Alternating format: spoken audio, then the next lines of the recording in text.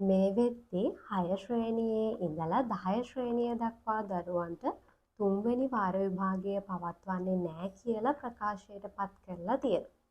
ඉතින් අපේ ළමයි පාඩම් කරන්නේ එක්සෑම් එකක් තිබ්බොත් විතරයිනේ.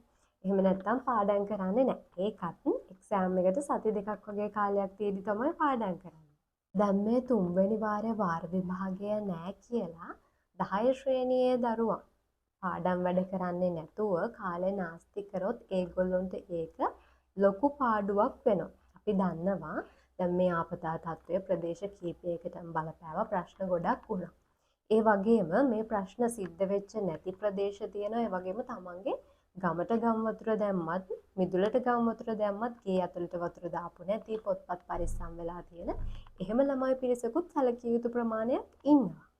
දැන් ඔන්න තුන්වෙනි වාරේ වාර විභාගය නැහැ කියලා 10 වසර ළමයි පාඩම් කරන්නේ නැතුව හිටියොත් ඒගොල්ලන්ට ලොකු පාඩුවක් වෙනවා වගේම ඉස්සරහට ප්‍රශ්නයකට මුහුණ දෙන්න වෙනවා. ඇයි?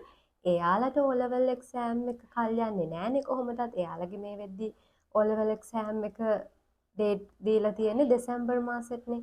ඊළඟ අවුරුද්දේ දෙසැම්බර් මාසෙට. දැන් ඔන්න 10 වසර සහ 11 වසර කියන ශ්‍රේණි දෙකෙන්ම O level වලට එනවා කියලාත් ඔයගොල්ලෝ දන්නවනේ.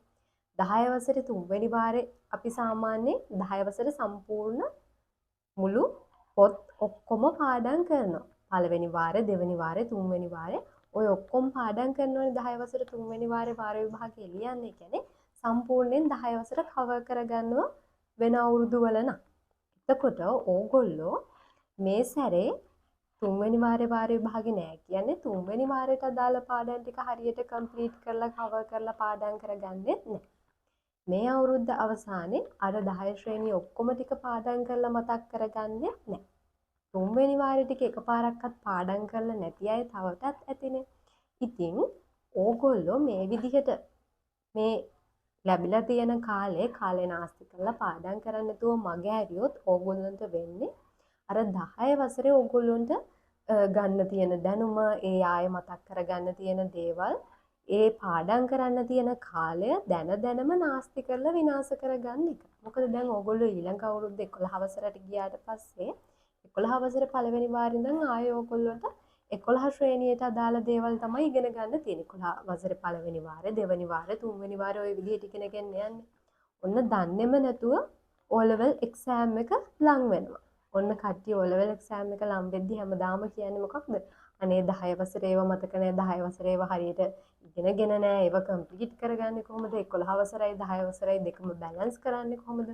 ওই ටික තමයි O level ලං වුණාම ළමයිට තියෙන ප්‍රශ්නේ. ඉතින් දැන් මේ වෙලාවෙත් ඕගොල්ලෝ 10 වසරේ ඉන්න ළමයි තුන්වෙනි වාර විභාගේ නෑයි කියලා පාඩම් කරන්නේ නැතුව ඒ දේවල් කම්ප්ලීට් කරගන්නේ කවර් කරගන්නේ නැතුව හිටියොත් ආයෙ ඕගොල්ලොන්ට ඒ දේවල් කරගන්න මේ වගේ කාලයක් හම්බෙන්නේ නැහැ.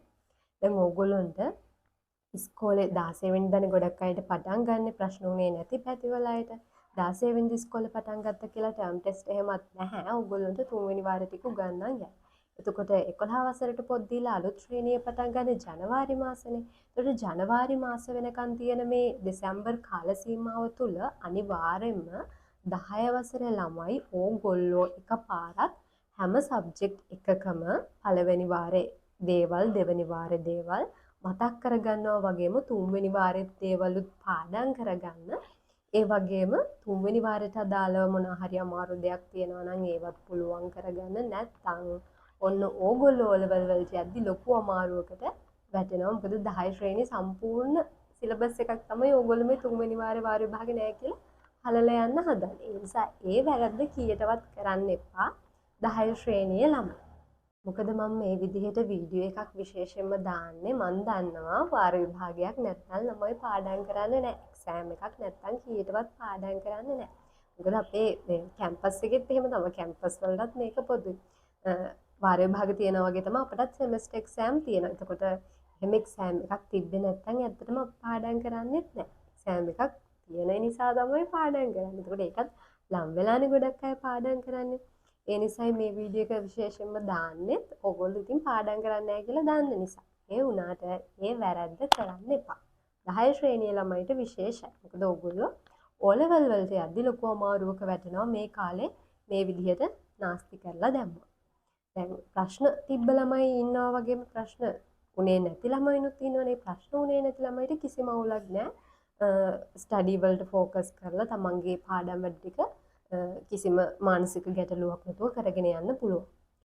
එතකොට ඒ ප්‍රශ්න උනේ නැති ළමයි මේ විදිහට තමන්ගේ වැඩ ටික කවර් කරගන්නවා වගේම පොඩ්ඩක් හොයලා බලන්න තමන්ගේ ඉස්කෝලේ පන්තියේ වගේ යාළුවෝ ඉන්නවා නම් ගමේ වගේ ප්‍රශ්න වලට මුහුණ දීපු යාළුවෝ ඉන්නවා නම් ඒගොල්ලොන්ටත් උදව් කරන්න නෝට් ෂෙයා කරගන්න පොත්පත් ෂෙයා කරගන්න මේ දේවල් කරන්න. මොකද ඕගොල්ලෝ පාඩම් කරලා ඉගෙනගෙන හිටියොත් ආයේ 11 වසරේදී තමන්ගේ යාළුවෙක්ට ඒ ප්‍රශ්න වලට මුහුණ දීලා ඉඳලා මොනවා හරි බැරි දෙයක් තිබ්බොත් තමන්ට කියලා දෙන්න හරි පුළුවන්. එතකොට ප්‍රශ්න වලට මුහුණ දීපු ළමයිනොත් පුළුවන් තරම් මේ දේවල් විසඳගෙන පොත්පත් හොයාගෙන තමන්ගේ ඉදිරි වැඩ කටයුතු වලට සූදානම් වෙන්න ඉක්මනට හිටපු තත්වෙන් නැගිටින්න රිකවර් වෙන්න. එතකොට මේ දේවල් අපිට ඉස්සරහට සාර්ථක කරගන්න පුළුවන්. ඊළඟට 6 වසරේ ඉඳන් 9 වසර වෙනකල් ළමයි ගැන කතා කරොත් ඔයගොල්ලෝ ඉතින් කොහොමද පාඩම් කරන්නේ එක්සෑම් එකට සතියක් වගේ කාලයක් තිබිලානේ. මොකද මමත් ඒ කාලේ මේ පොඩි ශ්‍රේණිවලදී එක්සෑම් එක හෙටයි කියලා තියෙදි තමයි පාඩම් කරන්නේ. හැබැයි දැන් ඕගොල්ලොත් අර පාඩම් කරන්නේ නැහැ කියලා දන්නව කොහොමත්. හැබැයි ගණිතය, ඉංග්‍රීසි, විද්‍යාව කියන සබ්ජෙක්ට් පොඩ්ඩක් පාඩම් කරලා තියාගන්න. මොකද දැන් ගණිතය ගත්තත් 6 වසරට වඩා ටිකක් උඩට ගිහින් ටිකක් කරුණු ගැඹුරු වෙලා ඇඩ්වාන්ස් තත්ත්වයක් තමයි 7 ශ්‍රේණියේදී තියෙන්නේ. ඊට වඩා ටිකක් ඉහළ මට්ටමට ගිහින් තමයි 8 ශ්‍රේණියේ තියෙන. ඔය විදිහට ශ්‍රේණියෙන් ශ්‍රේණියට 6 7 8 9 ඔය විදිහට ශ්‍රේණියෙන් ශ්‍රේණියට ගණිතය, විද්‍යාව, ඉංග්‍රීසි කියන සබ්ජෙක්ට් වල ගලා යාමක් තියෙනවනේ. එතකොට ඕගොල්ලෝ මේ 8 ශ්‍රේණියේ දැන් ඉන්න ළමෙක් නම් එයා මේ වාර විභාගේ නෑ කියලා 8 ශ්‍රේණියේ දේවල් ආයෙ බලන්න නැතුව 3 වෙනි වාරේ දේවල්වත් පාඩම් කරන්න නැතුව ඒ ටික මග අරගෙන ඒ දේවල් ඉගෙනගෙන තිබ්බේ නැත්නම් 9 වසරට යද්දි ඒ හදන්න තියෙන ගණන් වල අර මූලික දැනුම 8 ශ්‍රේණියේදී මග ඇරලා තියෙන්න පුළුවන්. ඒකට 6 වසරේ ඉඳන් 9 ශ්‍රේණිය දක්වා දරුවෙක් නම් ගණිතය, ඉංග්‍රීසි, විද්‍යාව කියන සබ්ජෙක්ට් තුන ටිකක් බලන්න අනිවාර්යයෙන්. එතකොට ඔයගොල්ලෝ කොහොමද පාඩම් කරන්නේ නැහැ කියලා දන්න නිසා කියන්නේ විශේෂ අවධානය වුණාට අර සබ්ජෙක්ට් තුනට දෙන්න. මට කියන්න බැරි දැන් ඒවා පාඩම් කරන්න දෙපාද කියලා ඔයගොල්ලෝ කරන්නේ නැහැ කියලා කොහොමද දන්නේ? හැබැයි වැරද්දක් වෙනවා ඔයගොල්ලෝ ගණිතය, විද්‍යාව, ඉංග්‍රීසි කියන සබ්ජෙක්ට් පාඩම් නොකර හිටියොත්. ඒක ඔයගොල්ලෝගේ ඊළඟ ශ්‍රේණියට බලපෑමක් වෙන්න පුළුවන්. 10 වසර ළමයි නම් ඉතින් අනිවාර්යයෙන්ම පාඩම් කරන්න ඕනේ. නැත්තම් ඒගොල්ලෝ අමාරු වෙනවා. දැන් පැහැදිලිනේ මම ඒක පැහැදිලි කරලත් කිව්වා. එහෙනම් ඔයගොල්ලෝ හැමෝටම සුබ පතනවා අධ්‍යාපන කටයුතු සාර්ථක වෙන්න කියලා වගේම ඊළඟට කියන්න ඕනේ ඕගොල්ලන්ගේ එකම පන්තියේ එකම ගමේ යාළුවෝ ප්‍රශ්න වලට මුහුණ දීලා ඉන්නවා නම් පොත්පත් නැති වෙලා තියෙනවා නම් ඒගොල්ලන්ටත් පොඩ්ඩක් උදව් කරගෙන නෝට් ෂෙයා කරගෙන සහයෝගයෙන් වැඩ කරන්න කියලා.